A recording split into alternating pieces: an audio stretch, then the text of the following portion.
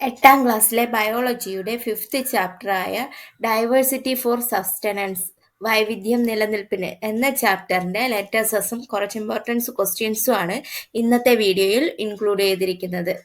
Chapter wise already നമ്മൾ ഇട്ടിട്ടുണ്ട്. കാണാത്തവരുണ്ടെങ്കിൽ ലിങ്ക് ഡിസ്ക്രിപ്ഷൻ ബോക്സിൽ ഉണ്ടാവും, ചെക്ക് ചെയ്ത് നോക്കാം. നമുക്ക് ആദ്യത്തെ question. Phytoplankton, zooplankton, fish, seal, shark. In which trophic level is the secondary consumer of this food chain included? സസ്യപ്ലവകം, ജന്തുപ്ലവകം, മത്സ്യം, സീൽ, സ്രാവ്. ഈ ആഹാര ശൃംഖലയിലെ ദ്വിതീയ ഉപഭോക്താവ് എത്രാമത്തെ പോഷണതലത്തിലാണ് ഉൾപ്പെടുന്നത്? നമുക്ക് കാണുമ്പോഴത്തേക്ക് അറിയാം അത് എത്രയിലാണ്. 1 2 3 തേർഡ് അല്ലേ? In third tropic level. മത്സ്യം എന്ന് പറയുന്നത് 3ാം പോഷണ തലത്തിൽ പെടുന്നതാണ്. ഓക്കെ, അടുത്ത ക്വസ്റ്റ്യൻ നോക്കാം. Rewrite the food chain in such a way that the organism in the third tropic level figures in the second tropic level. എന്താണ്? 3ാം പോഷണ തലത്തിലെ ജീവി 2ാം പോഷണ തലത്തിൽ വരത്തക്ക വിധ ആകാര ശൃംഖല മാറ്റി എഴുതാനാണ് പറഞ്ഞിരിക്കുന്നത്. അതായത് ഈ മത്സ്യം 2ാമത് ശൃംഖലയിൽ വരത്തക്ക രീതിയിൽ ഇതിനെ ഒന്ന് മാറ്റി എഴുതാനാണ് പറഞ്ഞിരിക്കുന്നത്. എങ്ങനെ കൊടുക്കാം നമുക്ക്? Algae, fish, duck. എങ്ങനെ കൊടുക്കാം? പായൽ, മത്സ്യം, താറാവ്. മത്സ്യം എന്ന് പറയുന്ന 2ാമത്തെ ട്രോപ്പിക് ലെവലിൽ വരത്തക്ക രീതിയിൽ കൊടുത്തു. പായൽ, മത്സ്യം, താറാവ്. Algae, fish, duck. ഓക്കെ, അപ്പൊ 2 ക്വസ്റ്റ്യൻസ് മനസ്സിലായോ? ഓക്കെ, അങ്ങനെ നെക്സ്റ്റ് ക്വസ്റ്റ്യൻ നോക്കാം. Find the odd one out from the following, justify your answer. Quagga, Malabar civet cat, Nilgiri tahr, lion tailed macaque. എന്താണ് പറഞ്ഞിരിക്കുന്നത്? ചുവടെ തന്നിരിക്കുന്നവയെ ഒറ്റപ്പെട്ടത് കണ്ടെത്താനാണ്. അതിനുള്ള ന്യായീകരണം എന്താണെന്നും എഴുതാനാണ്. അതെന്താണെന്നും കാര്യം എഴുതണം. ക്യോക, മലബാർ വെരുക്, വരയാട്, സിംഹവാലൻ കുരക്. ഇതിലേത് വരും? ക്യോക തന്നല്ലോ, ക്യോക വരും. അടുത്ത് വന്നിട്ട് പറഞ്ഞിട്ടുള്ളത് Eravikulam, Mathikettan Shola, Periyar, Silent Valley. Eravikulam, Mathikettan Shola, Periyar, Silent Valley എന്നിങ്ങനെ പറഞ്ഞിട്ടുണ്ട്. അതിലേത് വരും? പെരിയാർ വരും. വന്യജീവി സങ്കേതമാണ്. ബാക്കിയുള്ളവയെല്ലാം നാഷണൽ പാർക്കുകളാണ്. Periyar wild sanctuary, others are national park. Okay, ഏതാണ് വരുന്നത്? പെരിയാർ വരും. ഇതിൽ പെരിയാർ വരും. ബാക്കിയുള്ളതെല്ലാം എന്താണ്? നാഷണൽ പാർക്കുകളാണ്. ഓക്കെ, അടുത്ത ക്വസ്റ്റ്യൻ നോക്കാം. Examine the statement given below and rewrite if there are errors. തന്നിട്ടുള്ള പ്രസ്താവനകൾ പരിശോധിച്ച് തെറ്റുണ്ടെങ്കിൽ തിരുത്തി എഴുതാനാണ് പറഞ്ഞിരിക്കുന്നത്. Extinct species R included in the red data book. Red data ബുക്കിൽ വംശനാശം സംഭവിച്ച ജീവികൾ ഉൾപ്പെട്ടിരിക്കുന്നു. ഒന്നാമത് പറഞ്ഞിരിക്കുന്നത്. രണ്ടാമത്തെ, WWF is an organisation working with a objective of protection of biodiversity. ജൈവ വൈവിധ്യ സംരക്ഷണം ലക്ഷ്യമാക്കി പ്രവർത്തിക്കുന്ന ഒരു സംഘടനയാണ് WWF എന്ന് പറഞ്ഞിട്ടുണ്ട്. അടുത്ത മൂന്നാമത്തെ പറഞ്ഞിരിക്കുന്നത് എന്താണ്? Gene banks are included in situ conservation. Gene ബാങ്കുകൾ ഇൻസിറ്റു കൺസർവേഷൻ രീതിയിൽ ഉൾപ്പെടുന്നു. നോക്കാം അതിൽ എന്തൊക്കെ മിസ്റ്റേക്ക് ഉണ്ടെന്ന്. In red data book endangered organisms are include. Red data ബുക്കിൽ വംശനാശ ഭീഷണി നേരിടുന്ന ജീവികളാണ് ഉൾപ്പെടുത്തിയിരിക്കുന്നത്. അതിലെ മിസ്റ്റേക്ക് മനസ്സിലായല്ലോ. രണ്ടാമത് പറഞ്ഞിരിക്കുന്നത് ശരിയായിട്ടുള്ള കാര്യമാണ്. രണ്ടാമത് എന്താണ് പറഞ്ഞിരിക്കുന്നത്? WWF is an organisation working with the objective of protection of biodiversity. ജൈവ വൈവിധ്യ സംരക്ഷണം ലക്ഷ്യമാക്കി പ്രവർത്തിക്കുന്ന ഒരു സംഘടനയാണ് WWF എന്ന് പറഞ്ഞിട്ടുണ്ട്. അടുത്ത third one, gene banks are included in situ conservation. In situ കൺസർവേഷനിൽ വരുന്നതാണ് ജീൻ ബാങ്ക് എന്ന് പറയുന്നത്. വിത്ത് ബാങ്ക്, ബീജ ബാങ്ക് എന്നിവ എക്സിറ്റു കൺസർവേഷൻ രീതിയിൽ വരുന്നതാണ്. ഏതാണ്? സീഡ് ബാങ്ക്, സ്പേം ബാങ്ക് ഒക്കെ എക്സിറ്റു കൺസർവേഷനിൽ വരുന്നതാണ്. ഓക്കെ, ക്ലിയർ ആയോ? അങ്ങനെയെങ്കിൽ അടുത്ത question. The members at the successively higher levels are lesser in number and larger in size in a food chain. What about their body weight? What would be the reason for that? എന്താണ് ഓരോ ഓരോ tropic തലം കഴിയുമ്പോഴും ജീവികളുടെ ശരീര വലിപ്പം എങ്ങനെയുള്ളതായിരിക്കും? അതിനുള്ള കാരണം എന്തെന്നാണ്. In the successively higher levels in the food chain, the number of consumers decreases and the size of their body increases. The number of producers will be very large.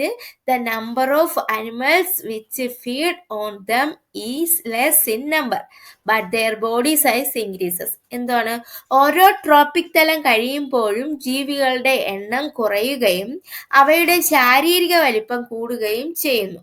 ഉൽപാദകരായ സസ്യങ്ങൾ എണ്ണത്തിൽ വളരെ കൂടുതലാണ്, എന്നാൽ അവയെ ഭക്ഷിക്കുന്ന ജീവികൾ എണ്ണത്തിൽ കുറഞ്ഞും ശാരീരിക വലിപ്പം കൂടിയും വരുന്നു.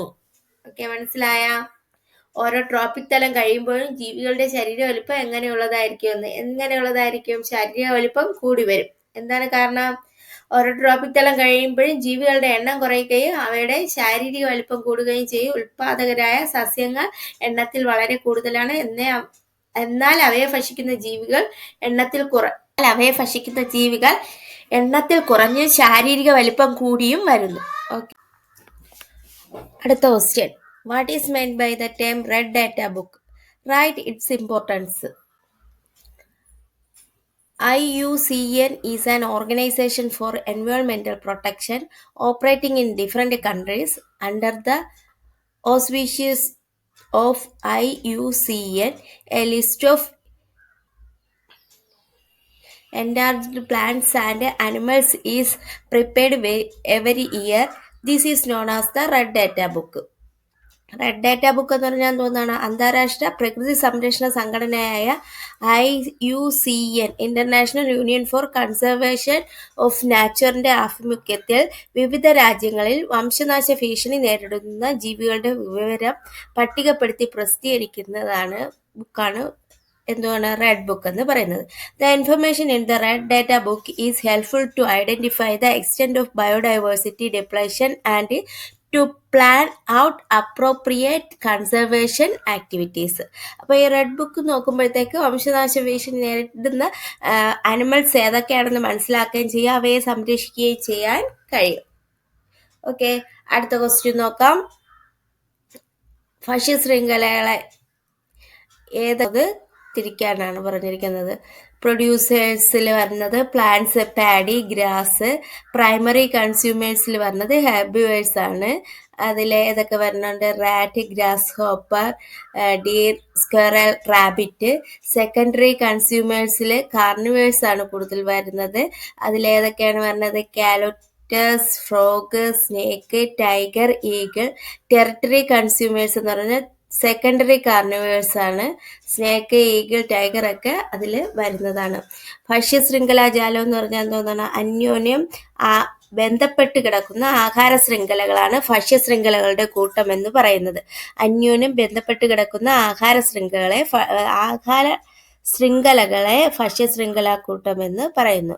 പോഷണതലങ്ങൾ ഏതൊക്കെയാണ് പറയുന്നത്? ഒന്നാം പോഷണതലത്തിൽ വരുന്നത് ഉൽപാദകർ എന്ന് പറഞ്ഞാൽ സസ്യങ്ങളാണ് കൂടുതലായിട്ട് വരുന്നത്. നെൽച്ചെടി, പുല്ല്, വാഴ, തെങ്ങ് ഒക്കെ ഒന്നാം പോഷണതലത്തിൽ വരെയാണ്. രണ്ടാം പോഷണതലത്തിൽ വരുന്നത് പ്രാഥമിക ഉപഭോക്താക്കൾ, അതായത് സസ്യാഹാരികൾ, കോഴി, പുൽച്ചാടി, മാൻ, മനുഷ്യൻ എന്നിവ വരും.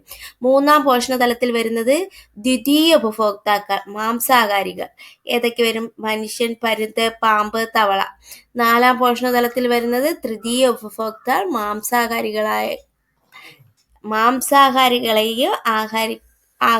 ഭക്ഷണമാക്കുന്നവർ. ഏതൊക്കെയാണ്? സിംഹം, കഴുകൻ, പരുന്ത്, മുതല. What is biosphere? Biosphere is a part of earth where life exists. It extends to soil, atmosphere and water. എന്താണ് ബയോസ്ഫിയർ എന്ന് പറഞ്ഞാൽ? ഭൗമോപരിതലത്തിലും സമുദ്രത്തിലും അന്തരീക്ഷത്തിലുമായി ജീവൻ നിലനിൽക്കുന്ന ഭാഗം. ജീവികളുടെ നിലനിൽപ്പിന് വേണ്ട അജീവിയ ഘടകങ്ങളാണ് സൂര്യപ്രകാശം, വായു, ജലം, മണ്ണ് എന്നിവ. ജീവമണ്ഡലത്തിന്റെ പ്രാഥമിക ഊർജ്ജ സ്രോതസ്സാണ് സൂര്യൻ എന്ന് പറയുന്നത്. ഹരിതസസ്യങ്ങൾ പ്രകാശ സംശ്ലേഷണം വഴി പ്രകാശോർജ്ജത്തെ രാസോർജ്ജമാക്കി മാറ്റുന്നു. അടുത്ത ecology. What is ecology? Ecology is the study of interaction between organism and also between the organism and their surroundings. Ecology എന്ന് പറഞ്ഞാൽ എന്തോന്നാണ്?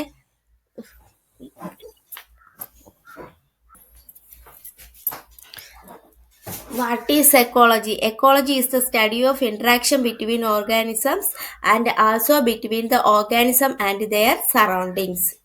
Okay, അടുത്ത ക്വസ്റ്റ്യൻ നോക്കാം. Which is the primary sources of energy in the biosphere? How does it become useful to the organisms? Primary source of energy എന്ന് പറയുന്നത് ഏതാണ്? Sunlight. അതെങ്ങനെയാണ് helpful ആവുന്നത്, യൂസ്ഫുൾ ആവുന്നത്? Through the process of photosynthesis plants absorb light energy and converts in the chemical energy and it is stored in the plant parts. അപ്പോൾ photosynthesis വഴി sunlight പ്രകാശം absorb ചെയ്തിട്ട് അതെന്തോന്ന് കെമിക്കൽ എനർജി ആയിട്ട് convert ചെയ്തിട്ട് പ്ലാന്റ്സിൻ്റെ ഒരു പാർട്ടിൽ സ്റ്റോർ ചെയ്യുന്നു. This energy stored in the plants flows into the organism that make use of these plants as their food. എന്നിട്ട് അതെന്തോന്നാണ് ചെയ്യുന്നത്? ദിസ് എനർജി ഈ എനർജി സ്റ്റോർ ചെയ്തതിന് ശേഷം organisms make use these plants to their food. ഈ organism മറ്റുള്ള ജീവജാലങ്ങൾ plants ഭക്ഷിക്കുമ്പോഴത്തേക്ക് ഇത് അവരുടെ ഉള്ളിലോട്ട് പോകുന്നു. ഉപഭോക്താക്കൾ നേരിട്ടോ അല്ലാതെയോ ഊർജത്തിനായി ഉൽപാദനത്തെ ആശ്രയിക്കുന്ന ജീവികളാണ്. പ്രാഥമിക ഉപഭോക്താക്കളെല്ലാം സസ്യാഹാരികളും ദ്വിതീയ തൃതീയ ഉപഭോക്താക്കൾ മാംസാഹാരികളും ആയിരിക്കും. ഓക്കെ, അടുത്ത question. Classify the following into ex situ and in situ. ചുവടെ തന്നിരിക്കുന്ന സംവിധാനങ്ങൾ എക്സിറ്റു ഇൻസിറ്റു എന്നിങ്ങനെ തരംതിരിക്കാനാണ്. എന്തൊക്കെ തന്നിട്ടുണ്ട്? Zoological gardens, sacred groves, gene banks, biosphere reserves, botanical gardens, national parks. ഏതൊക്കെ? സുവോളജിക്കൽ ഗാർഡനുകൾ, കാവുകൾ, ജീൻ ബാങ്കുകൾ, ബയോസ്ഫിയർ റിസർവുകൾ, ബൊട്ടാണിക്കൽ ഗാർഡനുകൾ, ഇക്കോളജിക്കൽ ഹോട്ട്സ്പോട്ടുകൾ, നാഷണൽ പാർക്കുകൾ. ഇതിനെ ഇൻസിറ്റു എക്സിറ്റു ആയിട്ട് തിരിക്കാനാണ് പറഞ്ഞിരിക്കുന്നത്. ഇൻസിറ്റുവിൽ പറഞ്ഞ ഏതൊക്കെയാണ്? National park, sacred groves, biosphere reserves. എക്സിറ്റുവിൽ വരുന്ന എന്തോന്നാണ്? Zoological gardens, gene bank, botanical gardens. ഏതൊക്കെ? ഇൻസിറ്റു കൺസർവേഷനിൽ വരുന്നത് നാഷണൽ പാർക്കുകൾ, കാവുകൾ, ബയോസ്ഫിയർ റിസർവുകൾ, ഇക്കോളജിക്കൽ ഹോട്ട്സ്പോട്ടുകൾ. എക്സിറ്റു കൺസർവേഷനിൽ വരുന്നത് സുവോളജിക്കൽ ഗാർഡനുകൾ, ജീൻ ബാങ്ക്, ബൊട്ടാണിക്കൽ ഗാർഡനുകൾ. ഓക്കെ, അടുത്ത് നോക്കാം. Why do all the food chain start from green plants? എല്ലാ ആഹാര ശൃംഖലകളും ഹരിത സസ്യങ്ങളിൽ നിന്ന് ആരംഭിക്കാൻ കാരണം എന്തായിരിക്കും?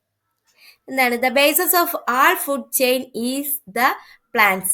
They are the producers. These are eaten by the herbivores which in turn are eaten by the carnivores.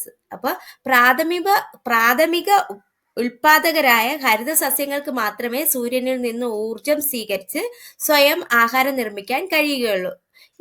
ഇവരെന്താണ്? Producers ആണ്, അല്ലേ? ഇവ സംഭരിക്കുന്ന ഊർജമാണ് ഭക്ഷ്യശൃംഖലയിലെ ഓരോ ജീവിയിലൂടെയും കൈമാറ്റം ചെയ്യുന്നത്. ചുരുക്കത്തിൽ ആഹാര ശൃംഖലയിലെ ഊർജോൽപാദകരും ഊർജദായകരും ഹരിതസസ്യങ്ങളാണ്.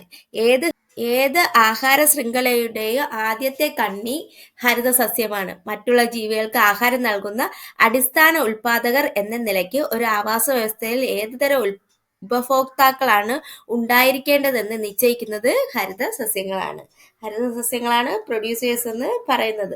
അവ ബേസ് ചെയ്തിട്ടാണ് ബാക്കിയുള്ള ഏത് ആഹാര ശൃംഖല എടുത്താലും സ്വയം പാകം ചെയ്യുന്ന ആഹാരം നിർമ്മിക്കാൻ കഴിവുള്ള ഹരിതസസ്യങ്ങൾ എന്ന് പറയുന്നത് അതിൽ ഇൻക്ലൂഡ് ആണ്, അല്ലേ? ഹരിതസസ്യങ്ങളാണ് ഏത് ആഹാര ശൃംഖലയിലെയും ആദ്യത്തെ കണ്ണിയായിട്ട് വരുന്നത്.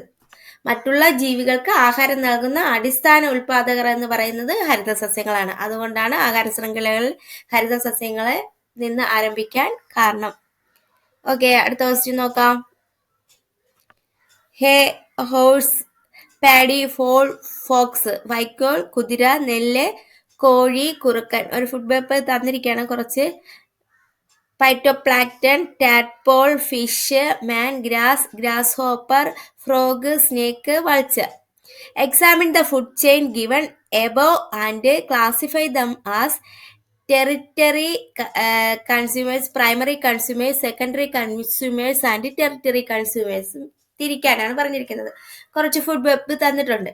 ഏതൊക്കെ ഒരു ഫുഡ് ചെയിൻ ഏതൊക്കെ തന്നിട്ടുണ്ട്? വൈക്കോൽ, കുതിര, നെല്ല്, കോഴി, കുറുക്കൻ, സൂക്ഷ്മ സസ്യം, വാൽമാക്രി, മത്സ്യം, മനുഷ്യൻ, പുല്ല്, പുൽച്ചാടി, തവള, പാമ്പ്, കഴുകൻ. മേൽപ്പറഞ്ഞ ഓരോ ആഹാര ശൃംഖലയും പരിശോധിച്ച് ഉൽപാദകർ, പ്രാഥമിക ഉപഭോക്താക്കൾ, ദ്വിതീയ ഉപഭോക്താക്കൾ, തൃതീയ ഉപഭോക്താക്കൾ എന്നിവ തരംതിരിച്ചെഴുതുക. ഓരോ ജീവിയും ഏത് ട്രോപ്പിക് തലത്തിൽ പെടുന്നു എന്നും കണ്ടെത്തി എഴുതാനാണ് പറയുന്നത്. ആദ്യത്തിൽ പ്രൊഡ്യൂസേഴ്സ് ഏതൊക്കെ വരും? പ്രൊഡ്യൂസേഴ്സ് ഹേ, പാഡി, പിന്നെ ഏതാണ് ഫൈറ്റോപ്ലാങ്ക്ടൺ, ഗ്രാസ്. ഏതൊക്കെ വരും? ഉൽപാദകർ വൈക്കോല്, നെല്ല്, സൂക്ഷ്മസസ്യം, പുല്ല്. ഇതിൽ വരുമ്പോഴോ അടുത്ത പ്രൈമറി കൺസ്യൂമേഴ്സിൽ പറഞ്ഞത് ഏതൊക്കെയാണ്? അടുത്ത് വരുന്നത് ഹോഴ്സ്, ഫോൾ, ടാഡ്പോൾ, പിന്നെ ഏതാണ് രണ്ടാമത് പറഞ്ഞ grass hopper.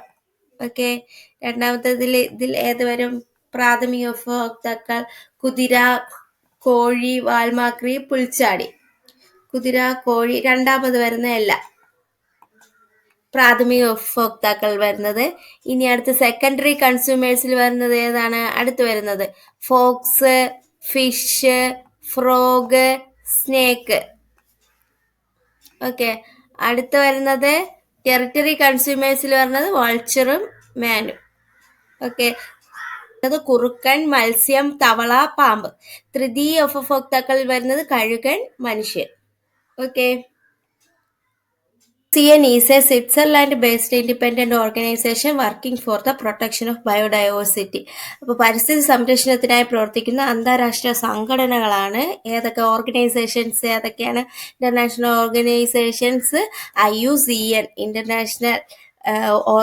International union for conservation of Nature. അതിൻ്റെ ആസ്ഥാനം എന്ന് പറയുന്നത്, ക്യാപിറ്റൽ എവിടെയാണ്? സ്വിറ്റ്സർലൻഡ് ആണ്.